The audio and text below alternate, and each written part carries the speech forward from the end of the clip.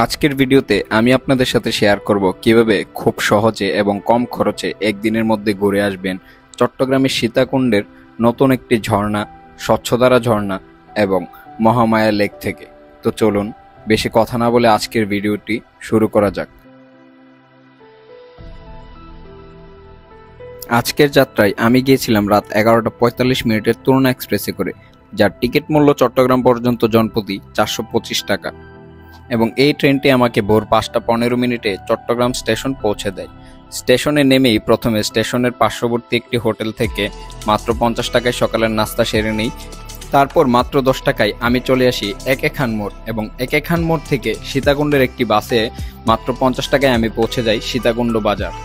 তারপর সীতাকুণ্ড বাজার থেকে একটি লোকাল সিএনজিতে মাত্র 20 টাকায় আমি চলে আসি চন্দ্রনাথ পাহাড়ের নিচে। চন্দ্রনাথ পাহাড়ের নিচে রয়েছে বেশ কয়েকটি দোকান, আর এই দোকানের পাশেই রয়েছে একটি ঝিরিপথ। এই ঝিরিপথ ধরেই প্রায় 30 থেকে 40 মিনিটের মতো ট্রেকিং করলেই পাওয়া যায় স্বচ্ছধারা ঝর্ণা। তারপর এই ঝিরিপথ ধরে আমি সামনের দিকে হাঁটতে শুরু করলাম। কিছু দূর যাওয়ার পরই দেখতে পেলাম দুটি রাস্তা। আপনারা এখানে আসলে প্রথমে ডান পাশের রাস্তাটি ধরে সামনের দিকে যাবেন, এবং কিছু দূর যাওয়ার পর আবারও দুটি রাস্তার দেখা পাবেন। স্বচ্ছধারায় ঝর্ণায় যেতে হলে এবার আপনাকে বাম পাশের রাস্তাটি ধরে হাঁটতে হবে সামনের দিকে।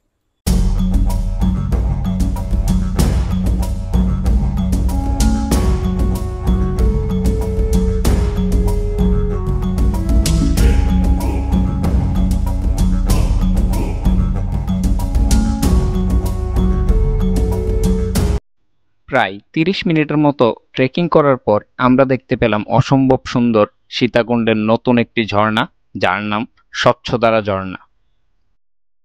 খুব বেশি পরিমাণের বৃষ্টিপাত না হলে এই ঝর্ণায় তুলনামূলক তেমন একটা পানি পাওয়া যায় না। তাও আমরা বেশ ভালো পানি পেয়েছিলাম এই ঝর্ণাতে। তারপর আমি গিয়ে কিছুক্ষণ ঝর্ণায় ভিজলাম, ঝর্ণার সৌন্দর্য উপভোগ করলাম। তারপর আবারও একটি লোকাল বাসে করে মাত্র 20 টাকায় আমি চলে আসি ছোট ঠাকুরদিঘি মহামায়া ইকো পার্কের গেটের সামনে।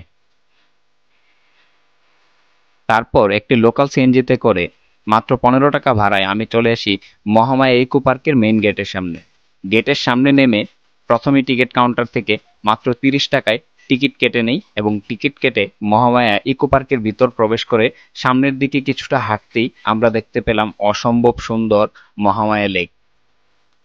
মহামায়া লেক, যা চট্টগ্রামের সবচেয়ে সুন্দর এবং দীর্ঘতম লেক।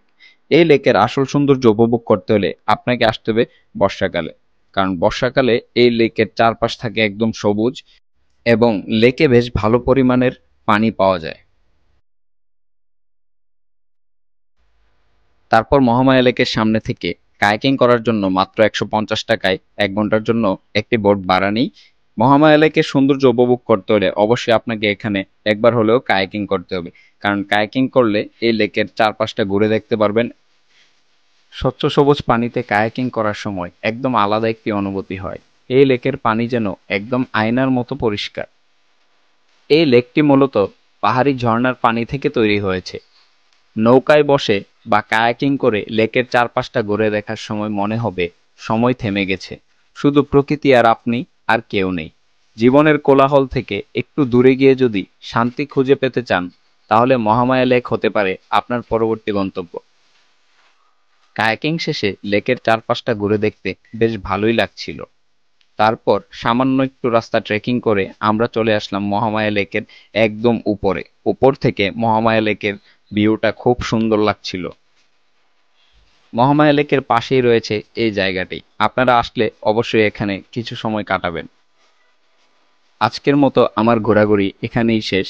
দেখা হবে অন্য কোনো এক ভিডিওতে অন্য কোনো এক জায়গার গল্প নিয়ে।